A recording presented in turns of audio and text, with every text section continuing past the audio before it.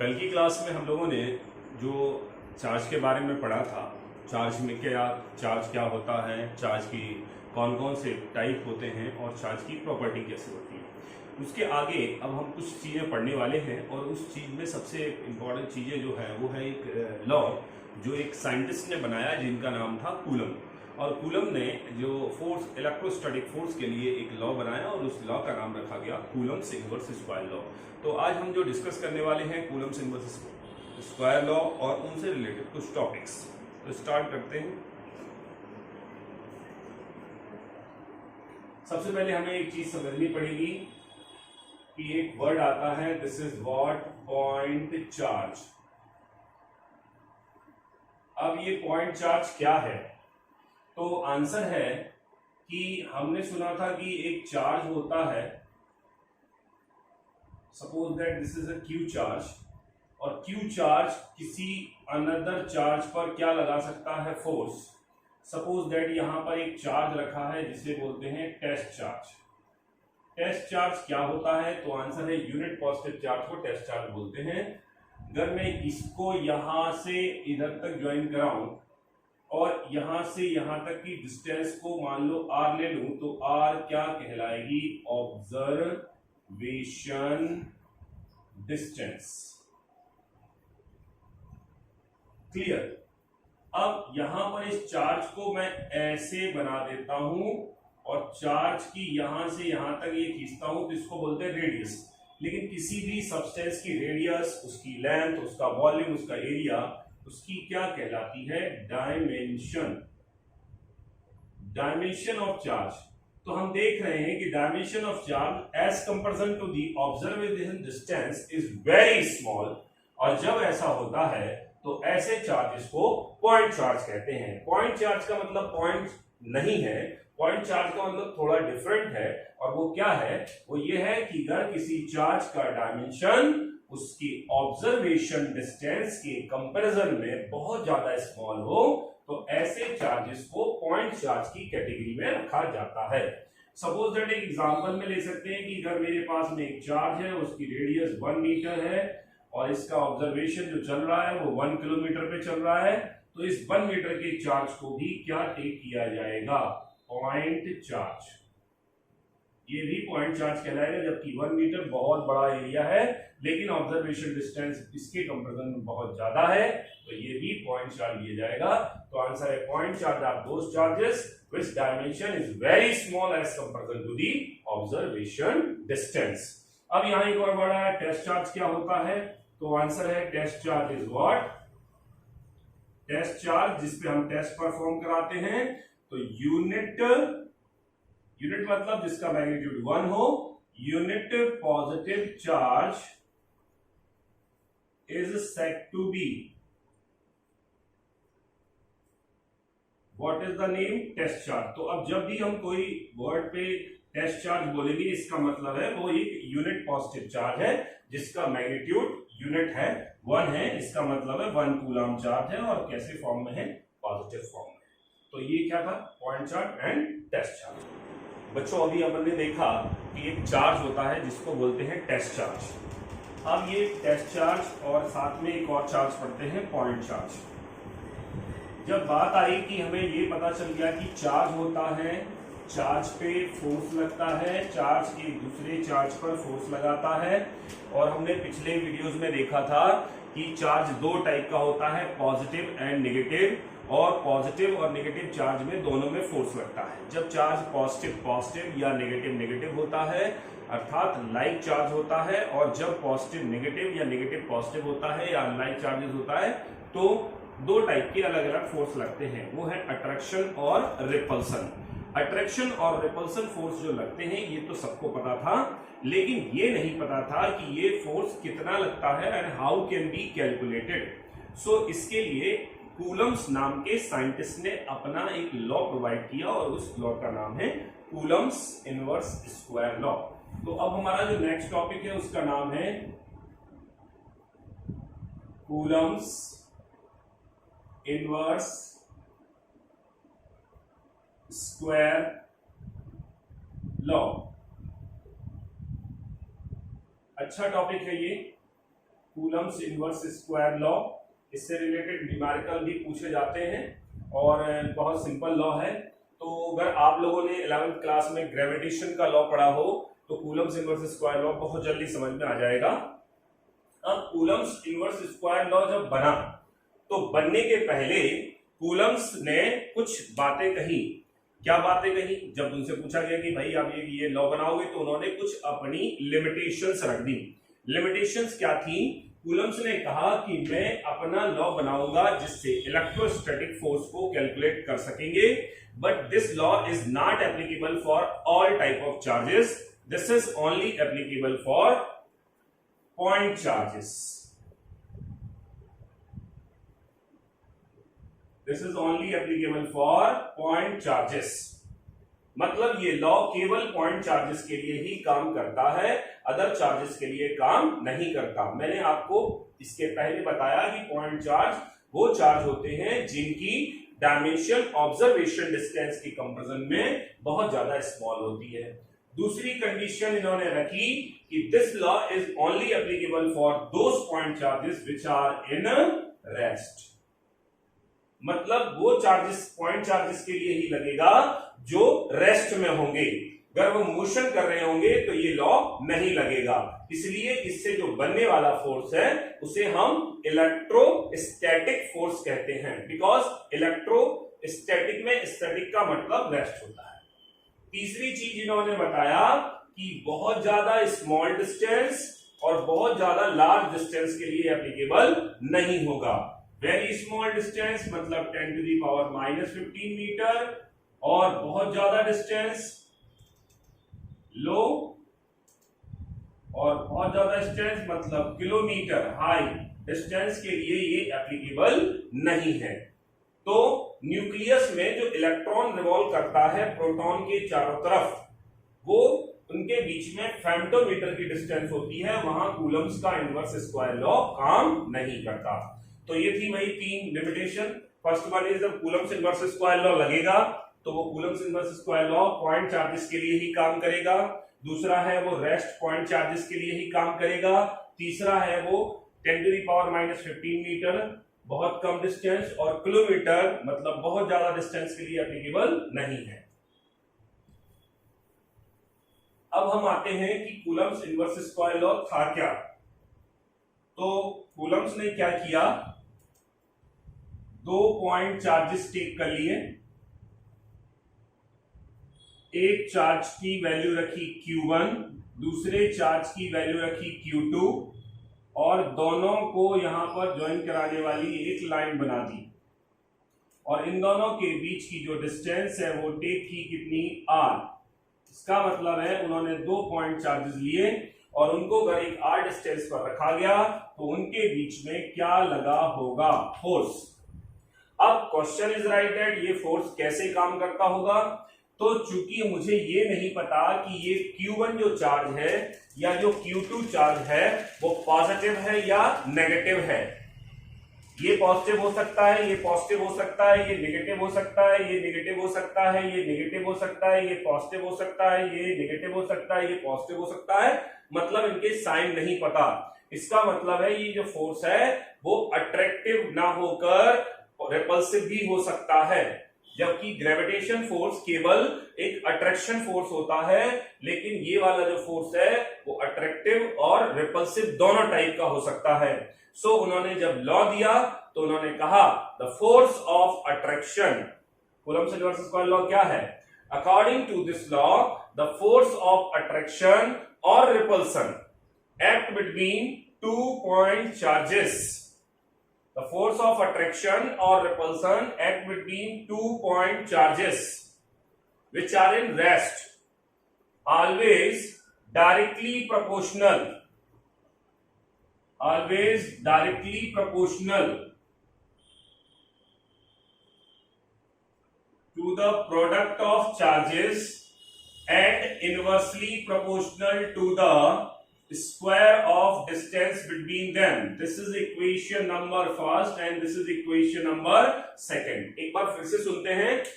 Force of attraction or repulsion act between 2 point charges is directly proportional to the product of magnitude of charges and inversely proportional to the square of distance between charges and it is always act along line joining।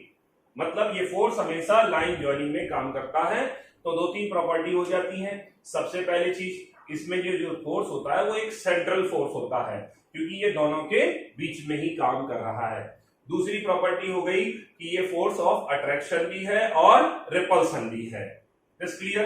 अब अगर मैं इन दोनों equation को by combining equation first and second, what is the value we get? F is directly proportional to the Q1 Q2 upon R square and after removing the proportionality sign we get a constant small k, this is not a capital K, Q1 Q2 upon R square where K is a क्या है constant and K equal to value होती है 1 upon 4 pi and this is sign epsilon naught। so अगर हम इसको चाहें तो ऐसा लिख सकते हैं 1 upon 4 pi epsilon naught Q1 Q2 upon R square and the unit of this is N। so what is this? The force of attraction and repulsion at between 2 point charges is directly proportional to the product of magnitude of charges and inversely proportional to the square of distance between them and after ये हमें formula मिल गया। अब यहाँ पर ये जो 1 upon 4 pi epsilon naught होता है इसकी वैल्यू फिक्स होती है बिकॉज ये कांस्टेंट है 10 to the power 9 newton metre square पर कूलम स्क्वायर। तो अगर मैं इसकी वैल्यू को पुट कर देता हूं तो फॉर्मूला ऐसा भी बन सकता है Q1 Q2 upon R square. This is the formula of Coulomb's inverse square law. तो एक बार फिर से समझते हैं। कूलम्स नाम के साइंटिस्ट ने दो पॉइंट चार्जेस के बीच में लगने वाले फोर्स के लिए फॉर्मूला दिया और इस फॉर्मूले का नाम रखा गया कूलम्स इनवर्स स्क्वायर लॉ। इसके अकॉर्डिंग दो पॉइंट चार्जेस अगर टेक कर लिया जाए तो उनके बीच में फोर्स ऑफ अट्रैक्शन और रिपल्सन लगता है, लेकिन वो कैसा होता है? तो फोर्स ऑफ अट्रैक्शन और repulsion at between 2 point charges is directly proportional to the product of magnitude of charges and inversely proportional to the square of distance between them. And इससे हमें एक फॉर्मूला मिला, याद रखिए ये फॉर्मूला ऐसा हो जाता है। ठीक है। अब देखिए कई जगह पे बच्चों आपको फॉर्मूले कुछ लोग ऐसे बता सकते हैं कि ये फॉर्मूला सर ऐसा नहीं होता 4 पाई एप्सिलॉन नॉट और यहाँ पर एक कैपिटल की होता है, this is Q1 Q2 upon में कौन R स्क्वायर होता है। कुछ लोग बोलेंगे कि नहीं साहब ये ऐसा नहीं होता है, ये वाला ये फॉर्मूला होता है 1 अपॉन 4 पाई एप्सिलॉन नॉट और एप्सिलॉन R होता है Q1 Q2 upon R square होता है। तो भाई इस फॉर्मूले में इस फॉर्मूले में डिफरेंस क्या है? तो इस फॉर्मूले में दोनों चार्जेस के बीच का जो मीडियम है वो है एयर और एयर के लिए के की वैल्यू 1 होती है, इसलिए जहां के है वहां पर हमने 1 टेक किया। जबकि यहाँ पे जो के और एप्सिलॉन आर है ये कोई अदर मीडियम के लिए है और वो मीडियम क्या कहलाता है? Dielectric medium. क्या बोलते हैं? Dielectric medium. तो अगर दो चार्जेस के बीच में हम मीडियम को एयर टेक कर रहे हैं तो के की वैल्यू 1 लिखकर ये फॉर्मूले को प्रेफर कर सकते हैं।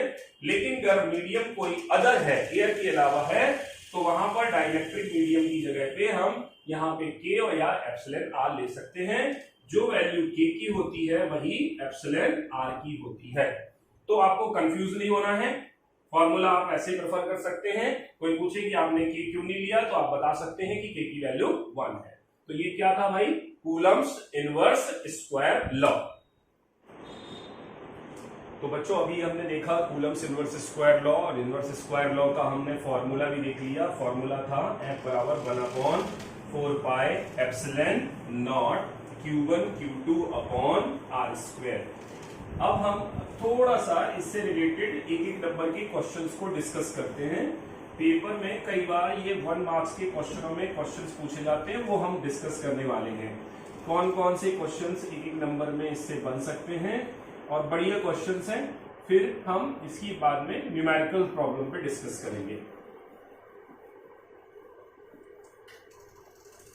ठीक, देखिए सबसे पहला बात यहां पर आया कि इलेक्ट्रोस्टैटिक फोर्स का फॉर्मूला क्या होता है, तो आंसर है F बराबर 1/4 pi epsilon not Q1 Q2 upon R²। And the unit is what, Newton, क्योंकि जितने भी फोर्स होते हैं उन सबकी यूनिट क्या होती है, न्यूटन, तो इसकी यूनिट न्यूटन हो गई। अब दूसरी चीज आई, यहां पर एक वर्ड है 1/4 पाई एप्सिलॉन नॉट। मैंने बताया कि ये कांस्टेंट होता है, और इस कांस्टेंट अगर होता है तो पेपर में पूछा जाता है कि इसकी वैल्यू क्या होती है। तो इसकी वैल्यू ध्यान रखिए 9 × 10⁹ न्यूटन मीटर स्क्वायर पर कूलम स्क्वायर। अब पेपर में क्या होता है, 4 ऑप्शन में अगर क्वेश्चन पूछा जाएगा तो वो सब जगह इसकी वैल्यू को इतना ही देता है, लेकिन इसकी यूनिट में चेंजेस ला देता है, जिससे हम कंफ्यूज हो जाते हैं। चारों वैल्यू में लिखा है 9 × 10⁹ 9 × 10⁹ 9 × 10⁹ 9 × 10⁹ बट यूनिट डिफरेंट है। तो कैसे पहचानेंगे या कैसे याद रखेंगे कि इसकी यूनिट क्या है। कभी मान लीजिए बच्चों आप भूल जाते हो कि इसकी यूनिट क्या है, तो आप कैसे याद रखोगे। देखिए हमारे पास फॉर्मूला है F बराबर 1/4 pi epsilon not Q1 Q2 upon R²।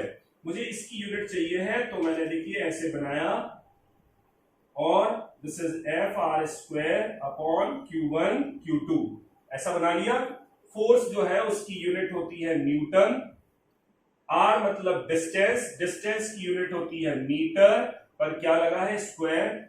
Charge की यूनिट होती है कूलम, और कूलम पे क्या लगा है, स्क्वायर। तो क्या यूनिट बन गई, न्यूटन मीटर स्क्वायर पर कूलम स्क्वायर। तो ऐसे आप याद रख सकते हो। तीसरा क्वेश्चन है, तीसरा पॉइंटर में, कि डायमेंशन क्या होती है। इसकी डायमेंशन भी पेपर में पूछ ली जाती है। तो जिन बच्चों को डायमेंशन नहीं आती है, मैं उनको एक बहुत अच्छी चीज बताना चाहता हूं। 3 चीजों की डायमेंशन याद रखिए, मास, लेंथ,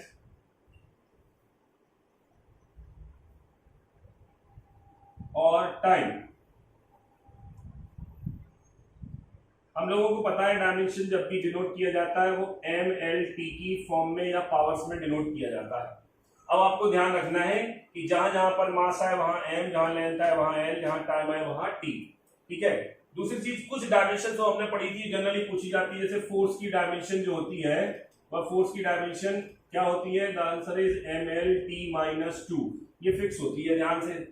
तो अब यहां से मुझे डायमेंशन बतानी है, तो न्यूटन मतलब फोर्स, डायमेंशन बनी MLT-2, मीटर मतलब यानी कि लेंथ, लेंथ की डायमेंशन बनी L², और कूलम इसकी यूनिट होती है, इसकी डायमेंशन होती है 80, और 80 पर लगा है स्क्वायर। अब मैं इसको सॉल्व कर देता हूं, m और कहीं नहीं है इसलिए मैं डायरेक्ट लिख देता हूं m, l लिखा, l ये है, L³ हो गया। फिर मैंने देखा T-2, नीचे से T² है, ऊपर जाएगा तो T-4, और a पर स्क्वायर आएगा तो a-2। So what is the dimension, ML3 T-4 a-2। क्या डायमेंशन हुई, ML3 T-4 और a-2। तो अगर मैं इसका आंसर लिखूंगा तो मैं इसका आंसर लिख दूंगा ML3 T-4 a-2। क्लियर ना। अब तीसरी चीज के बाद में चौथी चीज जो आती है, ये क्या, एप्सिलॉन नॉट। इसको क्या बोलते हैं, तो आंसर है, इसे कहते हैं permittivity of free space. Permittivity of free space. Free space का मतलब है क्या हो सकता है, एयर और वैक्यूम। ये वैल्यू एक कांस्टेंट है, क्या है ये भाई, कांस्टेंट। और अगर ये कांस्टेंट है तो इसकी फिक्स वैल्यू होती है, और ये फिक्स वैल्यू होती है 8.854 इंटू 10⁻⁻12 कूलम स्क्वायर पर न्यूटन मीटर स्क्वायर। अब आप कहोगे सर एक तो बड़ी मुश्किल में याद हुआ है, दूसरा कैसे याद करेंगे? तो अगर मैं इसको और इसको देखूं और इसकी यूनिटों को देखूं तो जस्ट रेसिप्रोकल है। अगर आपको इसकी यूनिट याद है तो इसका रेसिप्रोकल ये है। देखिए दोनों एक दूसरे के रेसिप्रोकल हैं, तो इसकी याद कर लीजिए तो इसकी भी हो जाएगी। पांचवा आता है अगर इसका पूछा जाए क्या डायमेंशन, तो भाई अगर यूनिट अपोजिट है तो डायमेंशन भी अपोजिट होगा। अपोजिट होने का मतलब है जहां जहां इसमें डायमेंशन में प्लस है वहां यहां माइनस हो जाएगा। m -1 l -3 t 4 a 2। Very clear बात। 6 नंबर की जो चीज है वो पूछा जाता है एप्सिलॉन। एप्सिलॉन को क्या बोलते हैं? तो आंसर है this is called permittivity of medium. किसी भी मीडियम की परमिटिविटी होती है। अगर हम बात करें this is not a constant, epsilon R को बोलते हैं रिलेटिव परमिटिविटी ऑफ मीडियम। क्या बोलते हैं इसको? Relative permittivity of medium. और इसे कैलकुलेट करने का फॉर्मूला होता है एप्सिलॉन आर बराबर एप्सिलॉन अपॉन एप्सिलॉन नॉट। इसका मतलब permittivity of medium upon permittivity of free space अगर निकाला जाए तो हमें किसी भी मीडियम की रिलेटिव परमिटिविटी कैलकुलेट हो जाएगी। लेकिन जो वैल्यू एप्सिलॉन आर की होती है वही के की होती है। तो के क्या है? तो आंसर है के है dielectric constant. Dielectric constant. अब मुझे एयर का डाई इलेक्ट्रिक कांस्टेंट निकालना है। के फॉर किसके लिए? एयर के लिए। कैसे निकालें? तो के के लिए एप्सिलॉन की वैल्यू कितनी होती है? तो के मतलब यानी कौन? एयर। एयर के लिए कितनी होती है? तो ये वैल्यू फिक्स है 8.854 into 10⁻⁻12 divided by epsilon not की वैल्यू भी यही होती है 8.854 इंटू 10⁻⁻12। Cancel, answer is 1। इसका मतलब है k equal to 1 for air. ऐसे ही k इक्वल टू इंफिनिटी होता है फॉर मेटल। तो ये दो चीजें याद रखिए, बहुत इंपॉर्टेंट है कि k फॉर एयर कितना होता है 1 और k फॉर मेटल कितना होता है इंफिनिटी। तो ये कुछ क्वेश्चंस थे जो इससे रिलेटेड पूछे जाते थे। आप चाहें तो इसको नोट कर लीजिए। फिर से मैं एक बार बता देता हूँ what is the Coulomb's inverse square law का फॉर्मूला क्या होता है। F equal to 1/4πε0 Q1 Q2 upon R square. दूसरा चीज 1/4πε0 की वैल्यू क्या होती है 9 × 10⁹ न्यूटन मीटर स्क्वायर पर कूलम स्क्वायर। डायमेंशन फॉर्मूला क्या होता है? तो ये होता है एप्सिलॉन नॉट को क्या बोलते हैं? Permittivity of free space, air और वैक्यूम बोल सकते हैं। कैसा टर्म है ये? कांस्टेंट। कितनी वैल्यू होती है 8.854 इंटू 10⁻⁻12 कूलम स्क्वायर पर न्यूटन मीटर स्क्वायर। डायमेंशन क्या होगा इसका? तो जस्ट इसके अपोजिट है m-1 l-3 t4 a2। And epsilon को क्या बोलेंगे? तो आंसर है परमिटिविटी ऑफ मीडियम, जबकि एप्सिलॉन आर को क्या बोलते हैं? Relative permittivity of medium. अगर मुझे किसी मीडियम की रिलेटिव परमिटिविटी कैलकुलेट करना है तो उसका फॉर्मूला है permittivity of medium upon relative permittivity of medium upon permittivity of free space. जितनी वैल्यू एप्सिलॉन आर की होती है उतनी के की होती है। के को क्या कहते हैं? तो डाइलेक्ट्रिक कांस्टेंट। मैंने आपको बताया कि एयर का डाइलेक्ट्रिक कांस्टेंट कैलकुलेट कर हमें करना है, तो देखिए हमने किया और कितना आया 1। इसका मतलब है k equal to 1 for air, जबकि k equal to infinity for matter.